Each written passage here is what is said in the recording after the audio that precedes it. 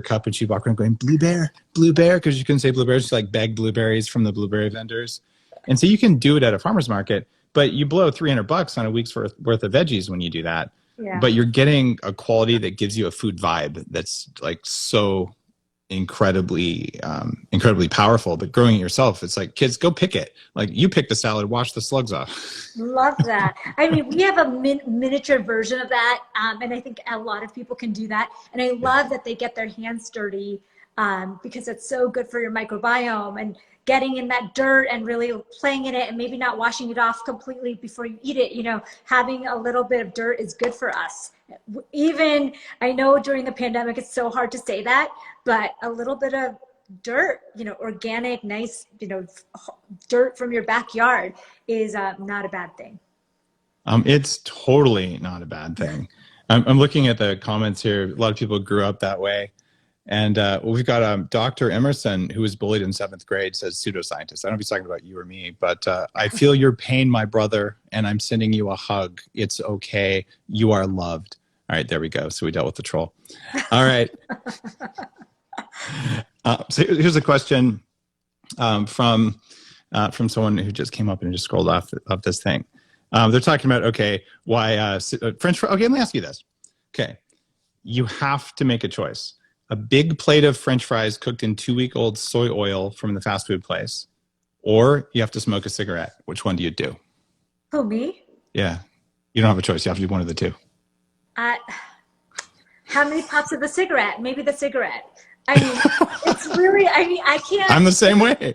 They both suck, right? It's like, yeah, worse and worse or whatever. So yeah, maybe just one puff would be fine, I would say. There you go. They're both bad for you. Let's be perfectly clear. But the amount of inflammation in the body is less from the cigarette than the amount of time from all that bad oil washing through there. But like, why would you do either one? They're terrible.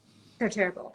I love, by the way, that your book and my book have so much in common. I think that they're very complementary. And I talk about a little bit shorter fasting intervals, and I talk about women a lot and circadian rhythms a lot, but I know that you talk a lot about circadian rhythms too. So it's like a lot of the same thing.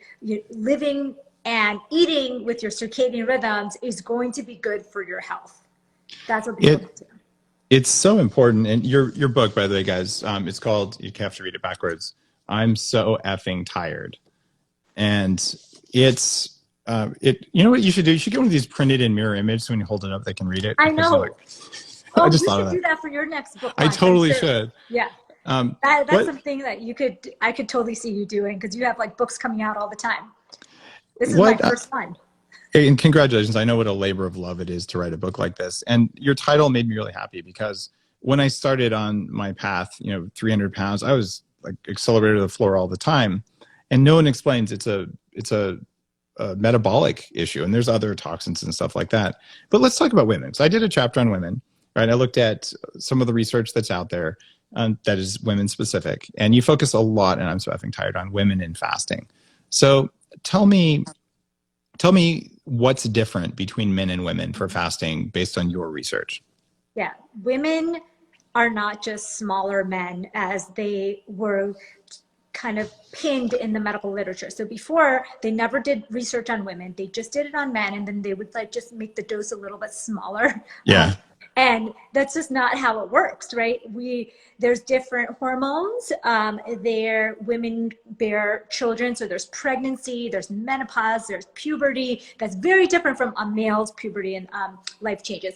So women are wired hormonally, obviously differently, but we also think that the cortisol, the HPA axis, is different in women. Mm-hmm. It's a little more sensitive to stressors. Makes sense, right? If there was a famine or you were in danger evolutionarily, you should not carry children. You should not be able to become pregnant during those times of famine or danger. And so for women, their whole hormonal system is very sensitive to check for famine, for stress, for danger. And if any of those are happening, the GnRH in our brain, the start of the HPA axis, pauses. And so that month you won't ovulate, that month you won't get your period. So women athletes go through this all the time. Yes. They are training so hard that that brain senses that danger and shuts it off, their whole system. But fasting can do the same thing. Now, everyone who says women cannot fast quotes the same stupid animal study.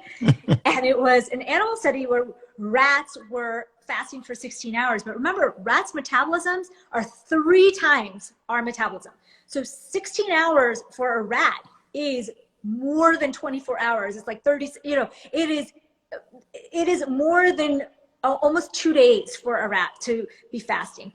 So when they did this experiment, they found that female rats that were fasting for about 16 hours a day did lose their menstrual cycle after about 12 weeks. Now, 16 hours a day, if you were thinking about this in a human, a day and a half of fasting every other day for, then it was 36 weeks. Yeah, probably would do a number on your hormones. It's called starvation. Yeah. And anytime something's hunting you, by the way, if you run for an hour and a half a day, you send that signal epigenetically. And anytime there's just not enough energy, you're going to have these problems. And energy is calories. That's how we measure it, and it's okay.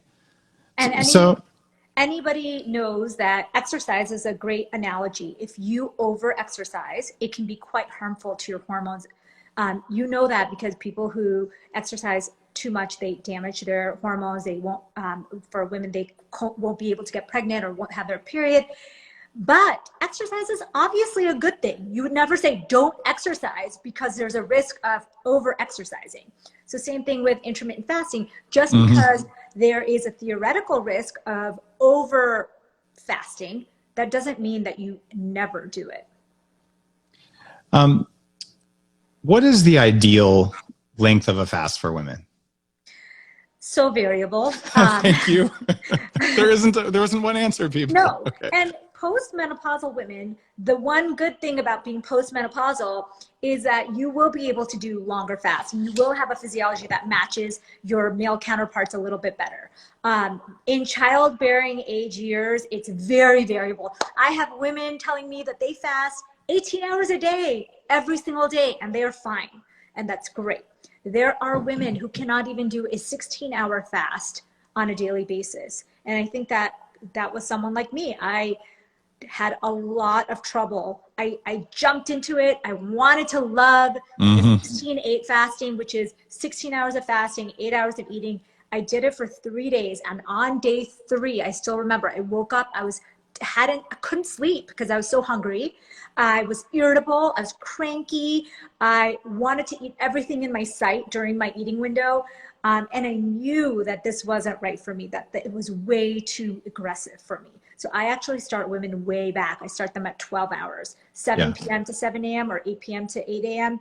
And it feels really good for most people because they're eating 16 hours a day. So even eating 12 hours a day feels really good to the GI tract, and people feel rested, their insulin sensitivity is improved, and then you go up from there. I've seen studies from Dr. Murad in Australia as well. She was on my show recently, and she looked at what if you do a 16-hour fast every other day? Yeah. Right, just Monday, Wednesday, Friday for women specifically, and it worked really well. But the idea that every day there's this narrow eating window, I don't think that works for anyone, including men. I've seen so many, especially, I'm 23, I'm in good shape, and I'm just going to do one meal a day for the rest of my life. And you are not going to like what happens when you do it. I call it the fasting trap. It's like I felt good when I did it, so I did it more and more and more. And so it's like too much of a good thing. Absolutely. I actually, in the book, my plan has 3 days of a shorter fast, like 12 hours or 13 hours, and then 3 days of a push fast, whatever push fast means for that woman or that man. It could be 14, 15, or 16 hours as a push fast for 3 days a week. And then I ask them to take 1 day completely off. I'm on my 4th day of doing one meal a day because I've been playing around with what time the one meal is. And if I eat at 2 o'clock, I am just like not hungry at dinner. And then I'm sleep well and I wake up and I'm not hungry. And all of a sudden the next lunch rolls around. I'm like, I guess I could eat. But if I eat at say 6 o'clock at night, there's no way I'd want to do OMAD. So that timing seems to really matter. If you were to eat once a day, what would your ideal eating time be? Yeah, midday would be my ideal Midday. eating time. Okay. So there's a really great study, the Big Breakfast study, that basically showed that it was 700, 500, and 200 or something like that. And they mixed it up. Either you had the 700 in the morning, 700 in midday, 700 in the evening. And they found by and far, not having the 700 in the evening was the best. Having the least number of calories at that late evening meal is the way you want to go. So you really want to stack your meals in the daylight hours and when your digestion is strongest, when your metabolism is ready to take in all that glucose. And so I agree with you. If you were kind of timing when to eat, it would be during the first half of the day. I interviewed Margaret Paul on a recent episode of Bulletproof Radio. She's 81 and she's been intermittent fasting for 59 years before we called it intermittent fasting. Wow. And she says when she was younger, in her 20s, she would do 3, 4, 5 day water fasts and things like that. But that she found that what she's been doing now for decades is her last meal is by 5:45 p.m. no matter what. And she'll do about a 16-hour a day fast. And you would not know she's 81 and you'd think she was 60. I mean, her brain's on fire and she's doing all kinds of trauma work. But it's fascinating what benefits happen over long periods of time. Yeah. So, the Ruth Patterson study, Dave, was one of the ones that really turned my eyes to this.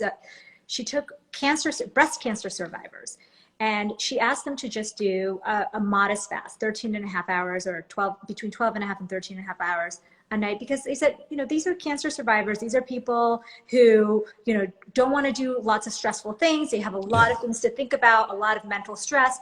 And, watching them in follow-up after a few years of doing this on a regular basis, there was a 34% difference in breast cancer recurrence rates. And so just like you're saying, it's not just about looking good and feeling good, which is amazing because we want to feel energetic. And that's what my book is all about. We want to look energetic. That's what everybody is buying all these products for. But it's also going to stop you from having diseases like cancer and diabetes and heart disease, the biggest killers on this planet. And people are asking about the name of your book. Guys, Amy Shaw's new book is called I'm So Effing Tired, EFFING. You can find it on Amazon. It's worth a read. And what's going on here is fasting is about having more energy the day you fast. And when you fast right, you actually have the energy. And if you fast wrong, you become hypoglycemic. At least I do. So, no, that's how I became too. Right. It literally can be medicine. Somebody wrote it's medicine. It literally can be medicine. Now, there are doctors in my field who are anti-fasters, and they say, these people who come out, and I don't know if they're pretty much talking about you and me and all the other people who talk about fasting, and they're saying, oh, these people claim it to be the, magic bullet, the elixir of life. And nobody is saying that. Like, you didn't say that. I didn't say that. It is something that is free, that is available, and that has many benefits, much more than a supplement or a medication. And so that's why we're excited about it. Not because it's a panacea or that it cures every disease. I thought that those doctors were like, those are the fat doctors, right? Yeah, seriously. But it's very easy. Yeah, it's really easy to be like, oh, those people, they just talk about fasting as if it's like the only. No, you're talking about eating healthy too. We just talked about gardening. We just talked about getting sunlight, being in nature. Those are all important, and you can't out fast. Do you believe, Dave, that you can out fast a bad diet? Because I'd love to know your opinion on that. If you're a vegan, say that includes, I think Cheetos are vegan. I'm pretty sure they are, right? And Diet Pepsi is too. So, right. If you did that and you fasted 16 or 18 hours a day and you ate before dark, you are still going to feel better and perform better. You'll be hungry all the time because that kind of food gives you cravings, but you will actually be much less likely to die of all causes. So you can use fasting like you would use exercise, but you can't exercise away a bag of chips because it's inflammatory omega-6 fat, and it just is. But you can at least help to attenuate it. But saying, well, I ate 6 bags of chips, so I'm going to go run a marathon today, it's just going to end poorly. What I would recommend for people there is you don't have to eat perfectly, And for the doctors who say, well, it doesn't fix everything. You know what fixes almost everything? Not getting diabetes. Because diabetes is the precursor for Alzheimer's, cancer, and heart disease. And 88% of people in the US, thanks to our seed oil diet full of toxins and fake stuff and glyphosate and all that, 88% of people are metabolically unfit. They're pre-diabetic. 88%. So how do you know if you are or not? You can use like the levels monitor that lets you look at your blood sugar. And, if you intermittent fast, you will get better regulation of your insulin, which is going to reduce your chances of diabetes, or at least the strength of your diabetes, which is going to reduce all-cause mortality. There is no cheaper intervention anywhere because it's cheaper than buying breakfast. Yeah. How do you lose? Yeah. No, and the thing is that you can't fast. You won't be even able to do a 12-hour fast if you stay on the typical Western SAD diet, because you will have hunger and cravings, and you won't even be able to get through 12 hours of fasting. So what I ask people to do off the bat is, hey, if you want to try intermittent fasting, you're going to be a lot more successful if you up your vegetable intake and lower your processed food and sugar intake, because otherwise you're going to be white knuckling it, because you're going to need that sugar high every few hours, and you're not going to be able to make it, from dinner to bedtime all the way through the night until breakfast, without changing your actual diet. So but a lot of the people that are listening to you and to me say, okay, I've done some of those diet changes, so this would be the thing that I would add. And for me, I really do believe in syncing it with circadian rhythms as much as you can, meaning getting darkness and good sleep while you're fasting, and then getting some sunlight and maybe a fasted workout before you break your fast. Oh, there you go. I've seen you wear those before. The true dark glasses. Yeah, I do that. I have that dimming in my room, in my bedroom, and yellow incandescent light bulbs. That's changed my life. If anybody wants to try something easy, do that. Check this out. Oh, perfect. And actually, you can't see the red one behind me, but this one turns on all my red lights at night, and this one turns off my studio lighting.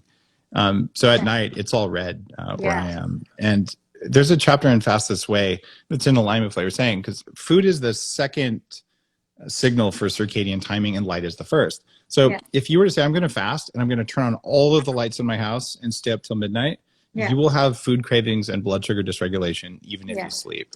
Yeah. Right. And if you're using just plain blue blockers, during the day, they block the daylight signal. And at night, they only block one of the 4 kinds of light that mess with your circadian timing. That's why I started True Dark, the company. Because I'm like, guys, these glasses don't work. Blue blockers are like 1990s tech.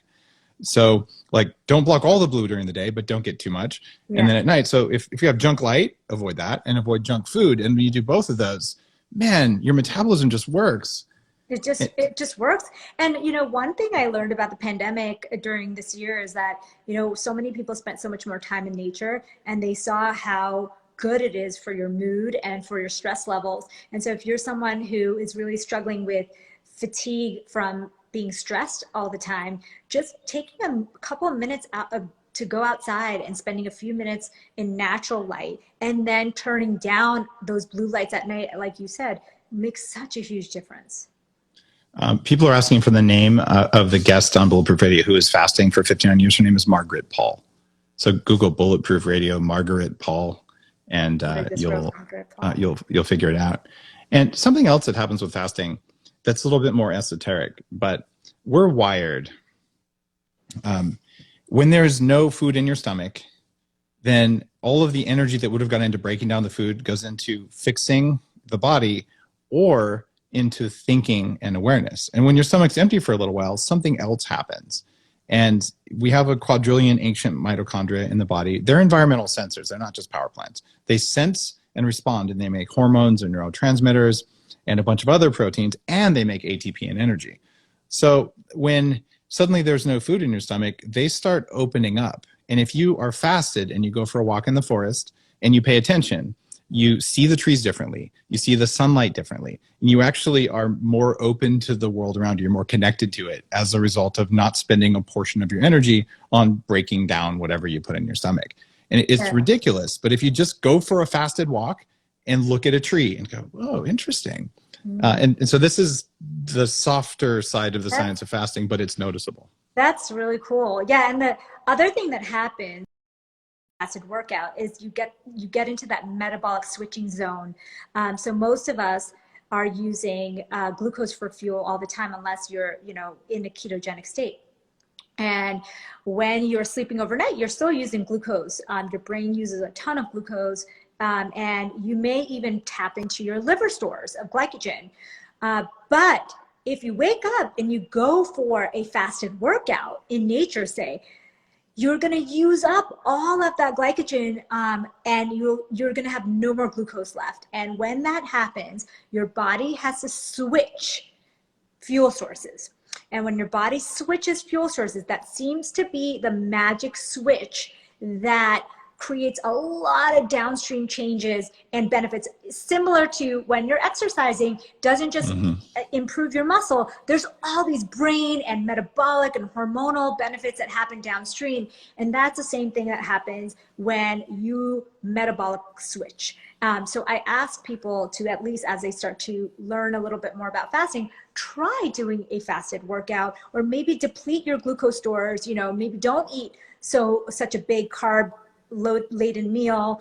The meals before you fasted, keep it kind of low, and then you fast. Then you go for a fasted workout, and you can really can get into that zone pretty easily.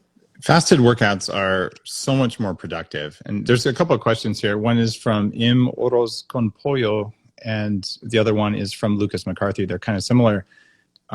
Difficult or easier to build muscle or put on weight while intermittent fasting? What's your take on that? I kind of want to see if it's different from mine. Yeah. I'll either say I agree, or I'll have more comments. Yeah. Okay. So I think that you can definitely build muscle while intermittent fasting, but you have to time your protein intake to be right after, say, a fasted workout. So you want to have it within that 1 hour window, so that your IGF-1 signal, when you eat the protein, you get the signal to build muscle, and you're able to build muscle while still fasting. And that's even possible also if you're trying to gain weight, basically increase muscle mass, in either increase weight or keep your weight the same, but increase the muscle tone. I would recommend timing your protein after a workout. I've seen some studies that say even within a half hour after a workout blunts a 48-hour spike in cortisol. So if you're trying to put muscle on really soon after you work out, and some people might even say right before you work out, because by the time it hits the bloodstream, you'll be done with your workout if it's a relatively short intermittent fast kind of thing. Yeah. And so what you want to do there, in addition to IGF-1 that you talked about, insulin itself, when it goes up, is also a growth factor that drives nutrients into cells. And when you fast, when you drink coffee, and when you exercise, all three of those suppress a compound called mTOR that I know you're familiar with, but all of our listeners might not be.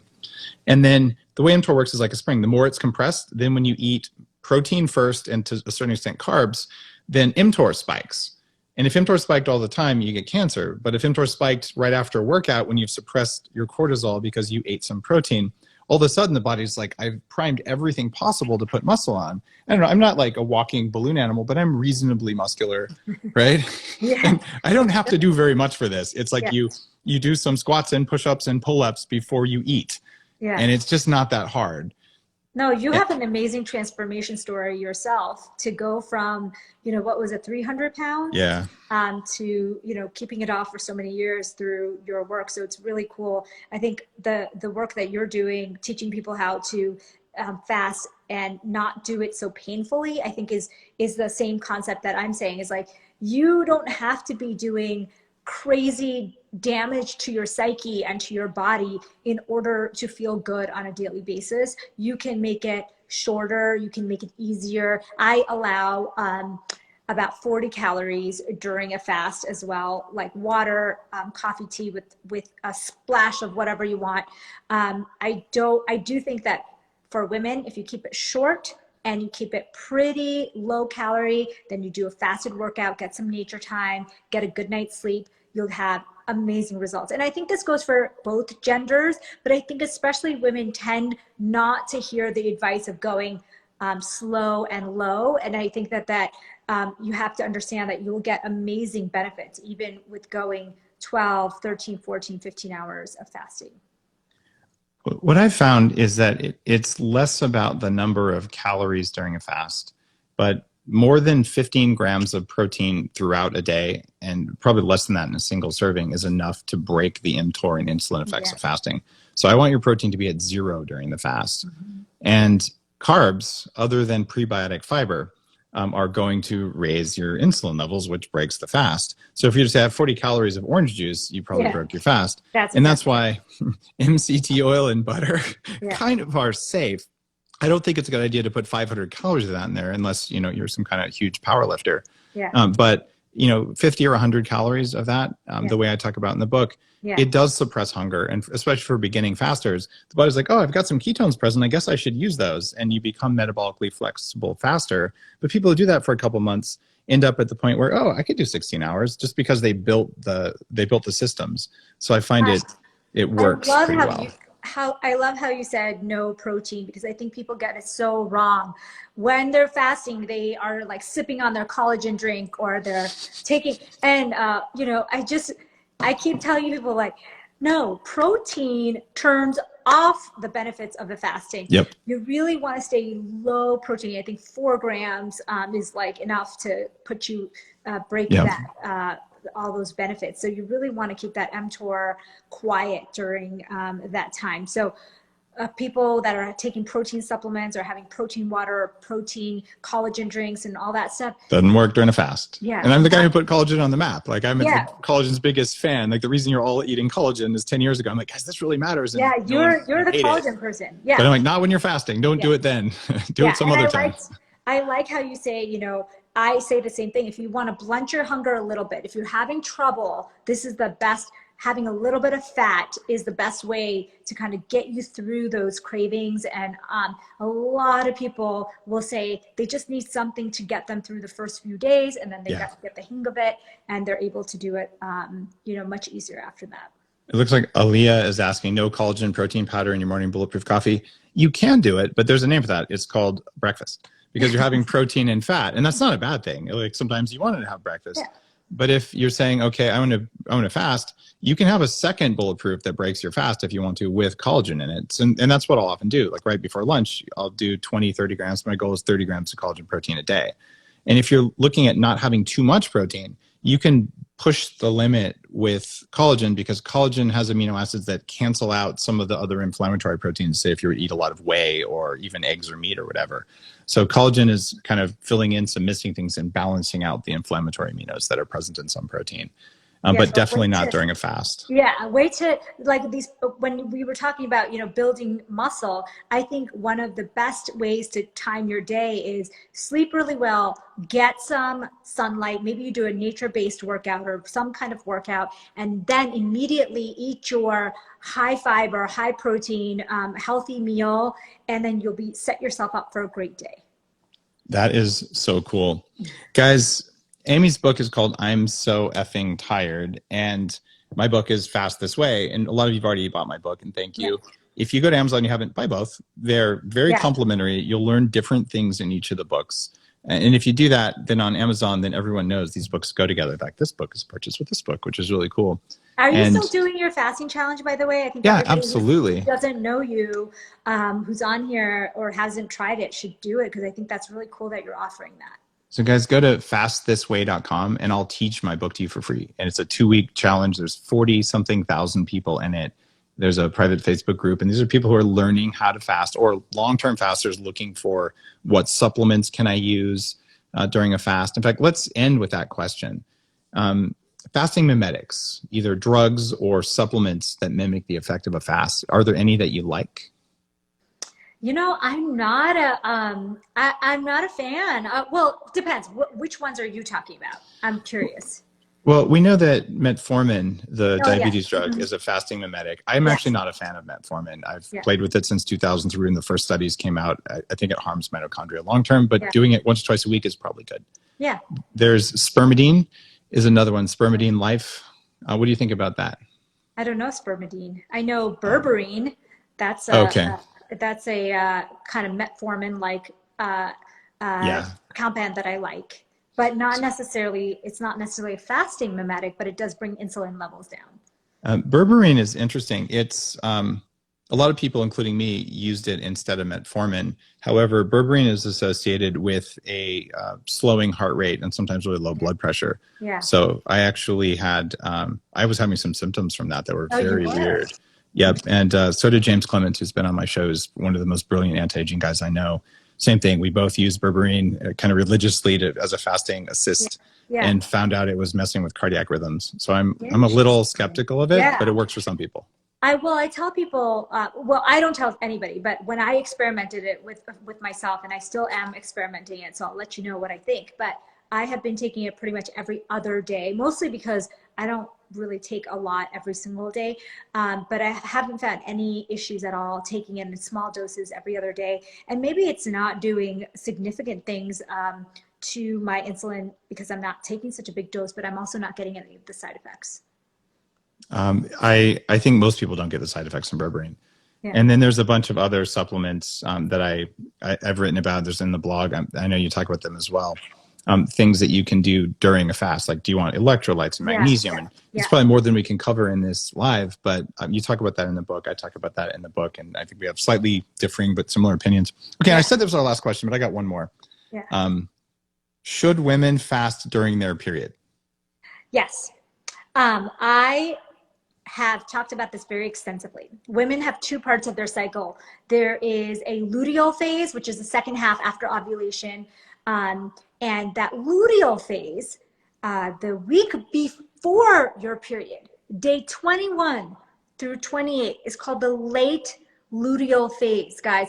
Any woman knows that the week before your period is when you feel like crap, you are insulin resistant, you will crave sugary foods, but not be able to metabolize them well. That's the week you really turn on the self-care, you turn down the intermittent fasting, you turn down the intensity of your exercise, you get a lot more sunlight, a lot more, self-care massages, that kind of thing.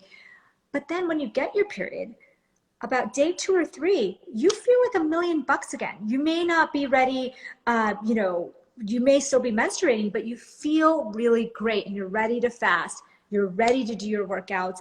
It's not about not fasting during your period. It's about lowering the intensity the week before. There are, and I've talked to like hundreds of women about this, and it feels like there are some who benefit from a shorter fast, even like a 12-hour fast during menstruation. Yeah. And that sort of the longer 16, 18 hours oftentimes seem like too much. So modifying the fast, or just having breakfast if you wake up and you're feeling wrecked. That idea, there's no one right answer, but knowing you might want to go light then, but you don't have to. But it's a time. It seems like that was a pattern that's come up. I know with my wife, Dr. Lana, we talked about that and fertility cycles and all that. So I like your perspective. Like, absolutely, you can fast during your period. And in fact, it's the week before that you really want to turn down the fasting. So it's the week before. Okay, cool. I like that. So, all right, ladies listening who are still menstruating, there you go. So a little bit less fasting before your period, and fast as much as feels good, but not more during your period. Perfect. So great to talk to you. Fastest Way is an amazing book, by the way. I think it's a perfect pairing, and thank you so much for having me. You've got it. Guys, make sure you follow Amy. She's got lots of good stuff. Pick up her new book. It's called I'm So Effing Tired, and pick it up with Fastest Way. If you want to know about fasting, read those 2 books. You will be armed with knowledge that will make you live longer. See you later, Amy. Thank you. Thank you. Have a great night.